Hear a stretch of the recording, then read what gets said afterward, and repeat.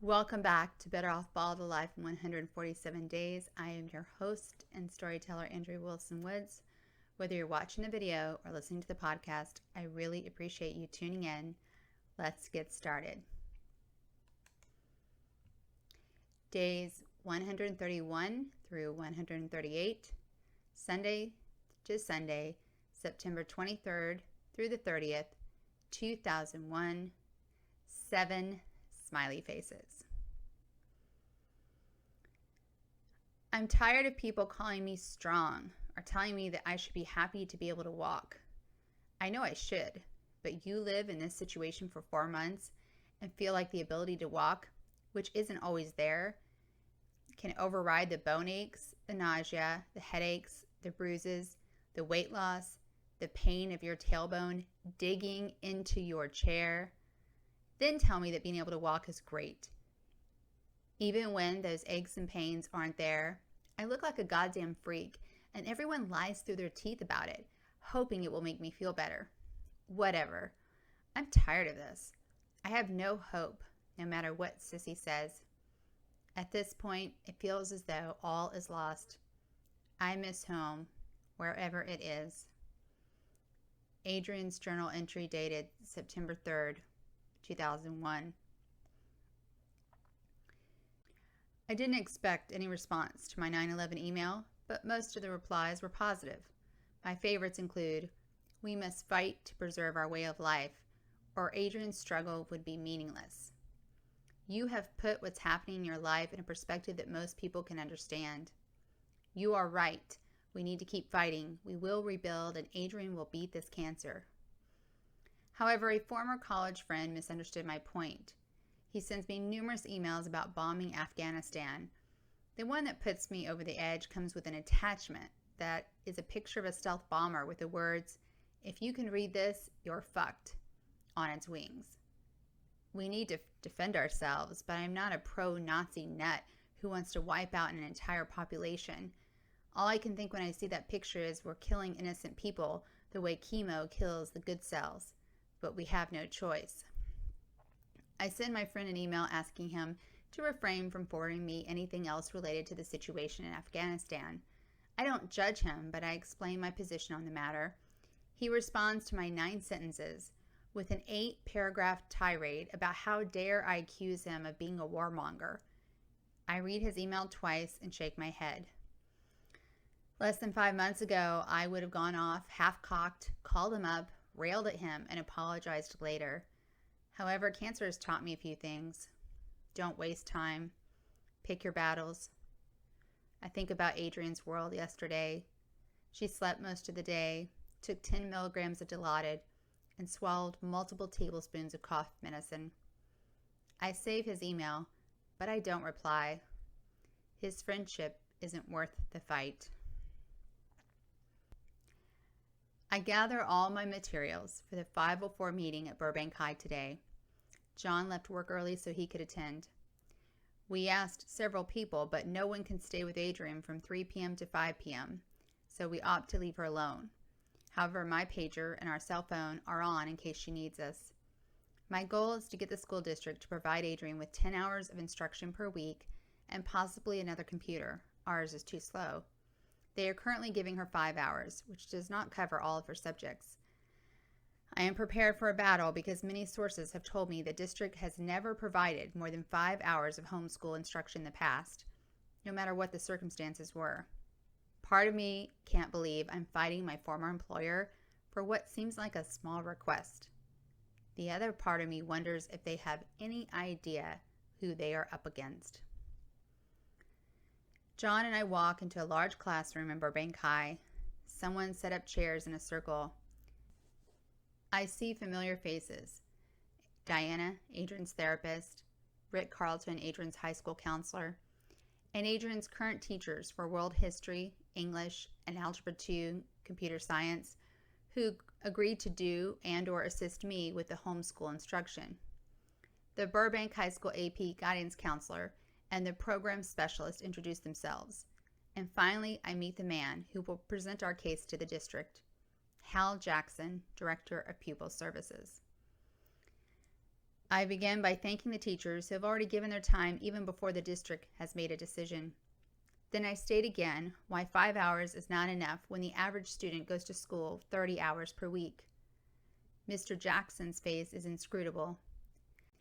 I remind him I'm not being asked to be paid for my time, even though I do have a substitute credential and years of experience. No reaction. I look at him and say Burbank High couldn't find a French teacher, so I had to hire someone. I feel like I'm talking to President Roosevelt's face on Mount Rushmore. I resort to the law, hoping to prompt a response. Under Section 504 of the Rehabilitation Act of 1973, a recipient that operates a public elementary or secondary education program shall provide a free, appropriate public education to each qualified handicapped person who is in the recipient's jurisdiction, regardless of the nature or severity of the person's handicap. The district is required by law to provide Adrian with an appropriate education. All of the teachers, as well as John, nod in support of my statement. Adrian qualifies, Mr. Jackson, I say, because an individual with a disability is anyone who has a physical or mental impairment that substantially limits a major life activity. Major life activities include caring for oneself, performing manual tasks, walking, seeing, hearing, speaking, breathing, learning, and working. I look at him, daring him to argue with me. He smiles and says, "The problem with Section 504, Miss Wilson, is it is a federal statute, but the federal government does not provide funding for it. Now, most disabled children fall under special education, which are separate funds." A slow burn smolders in my torso. I bite my lip. You know Adrian can't possibly qualify for special education due to her grades and test scores. I am aware of that, he replies. Even though the teachers jump in, stating we can work something out, and John backs up everything I say, I feel as though I'm fighting Jackson alone, perhaps because we are sitting opposite each other. I picture us in a boxing ring, both of us dancing around, feeling the other one out. I grit my teeth. You are required to provide Adrian with an education. You can't opt out and punish her for being smart. Jackson leans back. Is she really capable of doing schoolwork? I mean, what's her prognosis? His words are gasoline, causing the burn in my stomach to blow up into a blaze of fire. I lurch forward and realize if he had been closer, I would have hit him. I feel heat around me and see John, too, is ablaze with anger. I grab his arm to restrain him, knowing he will walk across the room and punch this man for his insensitive, cruel remark. Unable to control the level of my voice or the tears streaming down my face, I launch into a tirade. You don't know my sister or our family. Well, let me tell you something. We don't believe in numbers, so there's your prognosis. As far as doing her work, ask her teachers. She is more than capable. School is one of the few things that gives her pleasure now. It brings some normality back into her life. She wants to do the work she would be doing if she could attend school. She doesn't want to be babied. Why are you punishing her for being an honor student? You don't have the funds? Tough shit. Find them. It's the law. Seeing a crack in his face, I take a breath.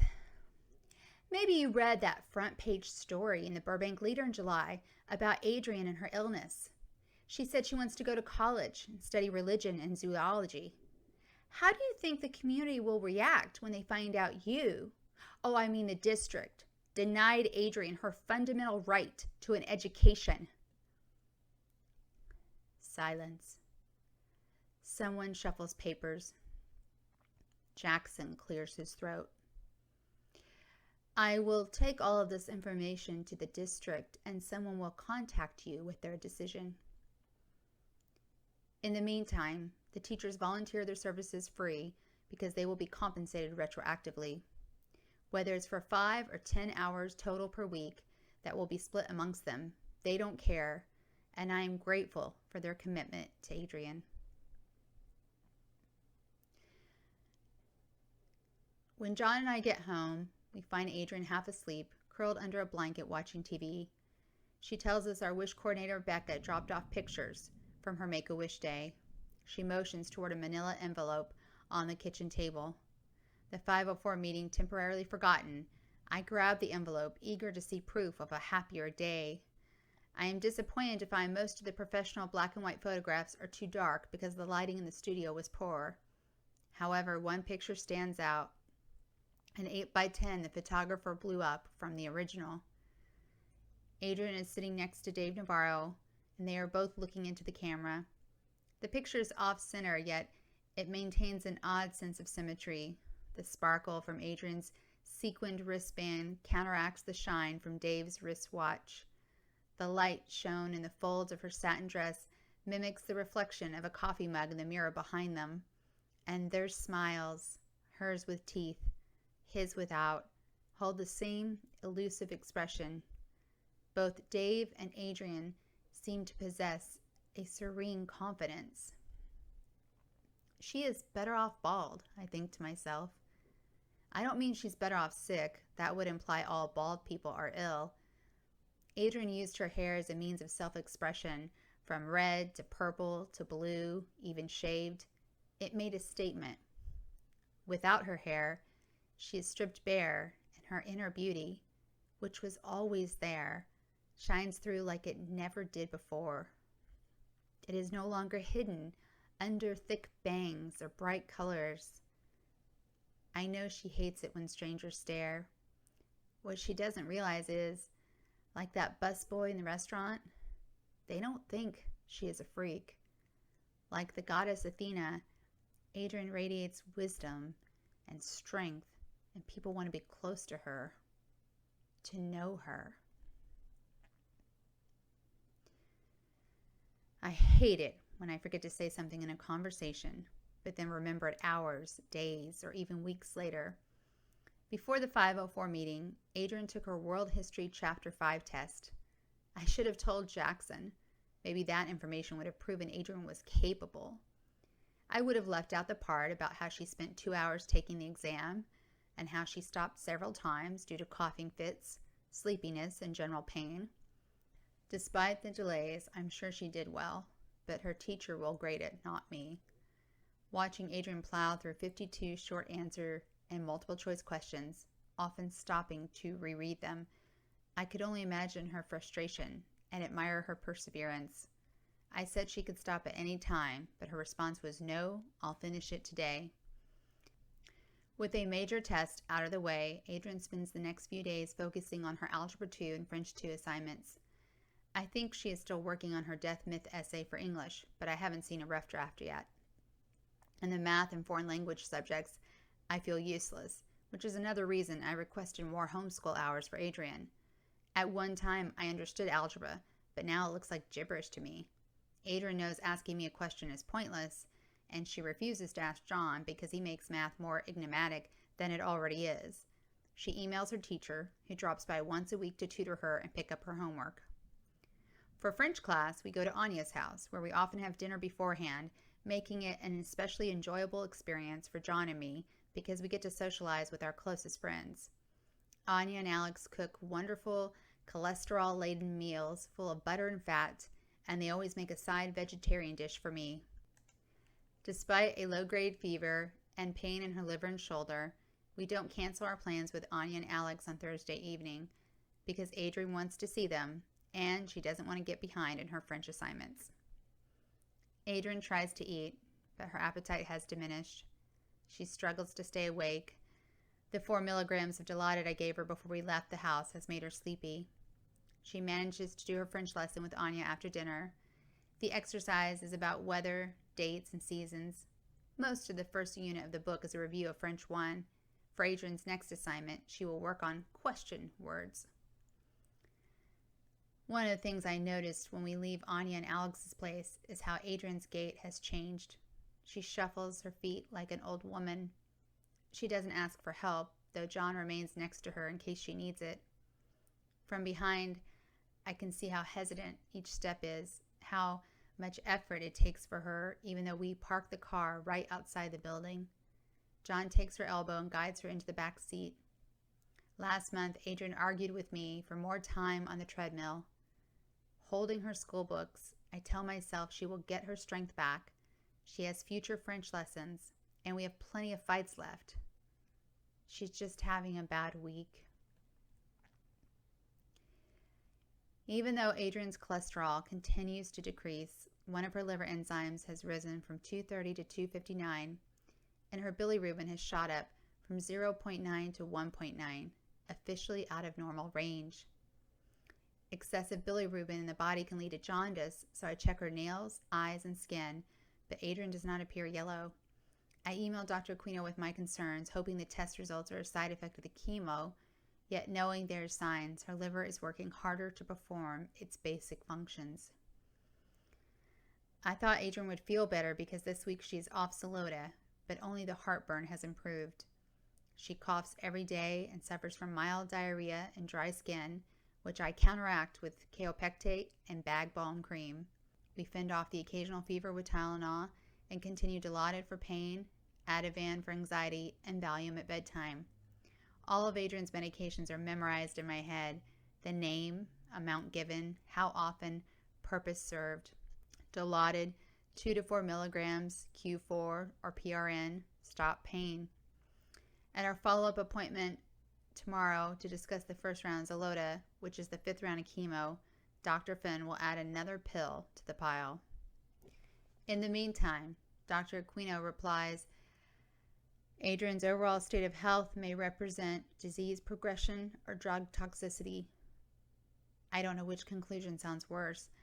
I guess disease progression, although if Adrian's body cannot handle these drugs, we are running out of options.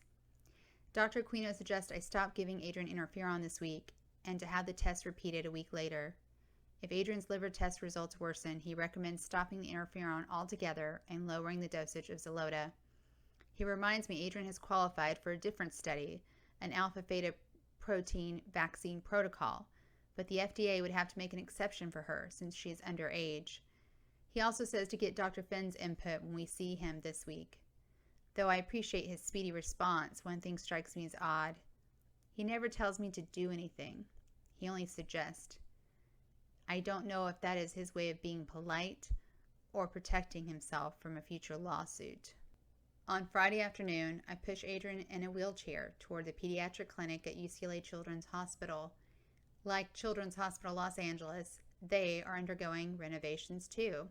Signs everywhere state the hospital will soon be the Mattel Children's Hospital at UCLA. I wonder if they will give out free Barbie dolls to the cancer kids. Adrian attempts to do homework while we wait, but instead she falls asleep despite all the noise, parents talking, children laughing, and computers humming around her. A nurse draws blood because Dr. Finn ordered a standard CBC and chem panel. He also prescribes a cough medicine, although he isn't sure if it will help Adrian. He wants me to increase the amount of boost Adrian drinks per day so she can maintain her weight. He also believes it will help her with her exhaustion. The psych referral resulted in a prescription for Alexa, which Adrian will start in the morning. Dr. Finn concurs with Dr. Aquino's suggestions about Adrian's treatment. We will wait and see what the test results reveal. Until then, Adrian will continue Xylota. She begins her 6th round of chemo tomorrow.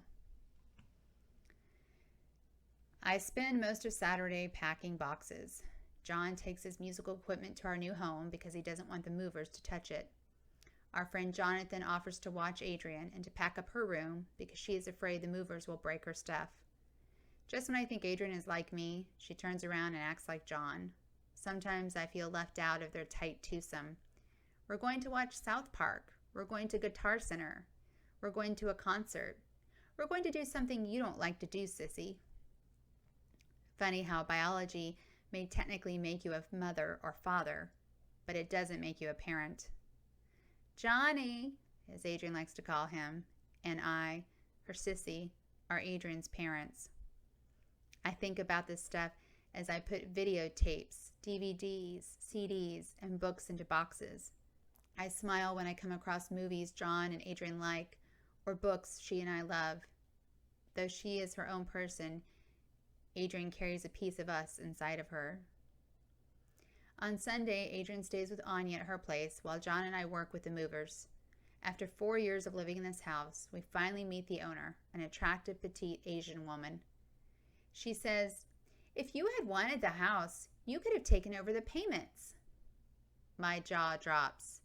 Does she mean it?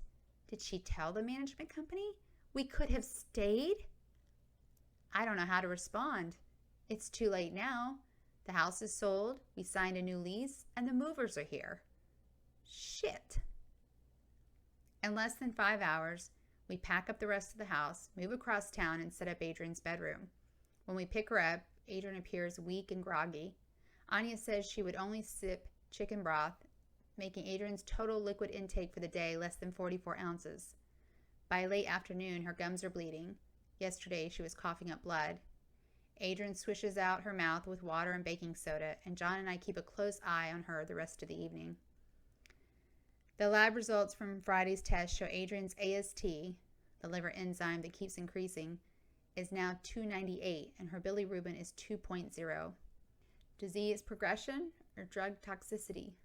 Which is it? I also noticed for the first time her bun count, 20, is at the high end of normal. I remember bun indicates kidney function, and low is better than high, but I don't know what being high means, so I look it up. According to my medical dictionary, blood urea nitrogen levels may be increased in the presence of dehydration. Adrian's kidneys are working harder because she is not taking in enough fluids. I don't know how to fix that. I can't force her to drink. Though she has not had a significant amount of Dilaudid today, Adrian acts incoherent a few hours later when we are watching television. I check her temperature, 99.5 degrees, usually nothing to worry about. 3 hours pass and Adrian's fever rises to 100, and despite her best efforts, she seems unable to communicate because she garbles her words. John and I sit with her, trying our best to understand what she is saying to us. I fear something has happened and we're missing it. What has changed? Think, I tell myself. Is there anything new? Celexa. Adrian took the antidepressant yesterday. I call her therapist Diana. I've never woken up Diana in the middle of the night before, so she knows something must be wrong with Adrian. I tell her what has happened over the past few hours. She explains to me an allergic reaction to Celexa is unlikely because it takes weeks for your body to absorb it, but anything is possible.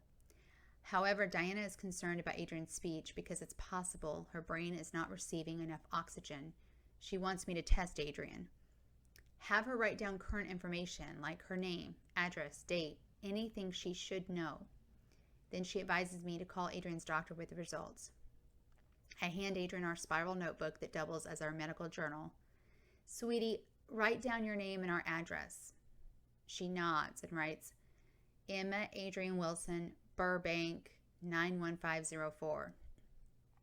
The writing is messy, even for her, and she hesitates after the city, then scribbles through part of it. She doesn't write our entire address, but that makes sense because we just moved. Try again. Emma Adrian Wilson, Burbank, California, 91504. She slows down this time and seems happier with the result. Now, kiddo, who is our president? She attempts to speak, but I motion for her to write her answer on the page. George W. Bush.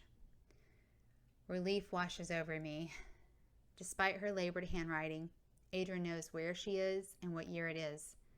Her brain function has not been compromised yet. I call UCLA and talk to the doctor on call, who agrees Adrian may not be getting enough oxygen. He suggests go to the nearest ER immediately.